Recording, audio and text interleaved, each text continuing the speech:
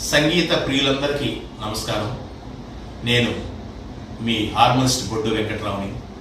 Corona టైంలో నా మనవడు జి హవీష్ నా దగ్గర హార్మోనిపై సరళీస్వరములు, పిల్లారి గీతములు, ఘనరా గీతములు సాధన చేశారు. ఈ రోజున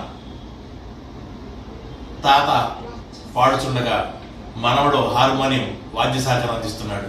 చూచి ఆశీర్వదించవలసిందిగా కోరుచున్నాను.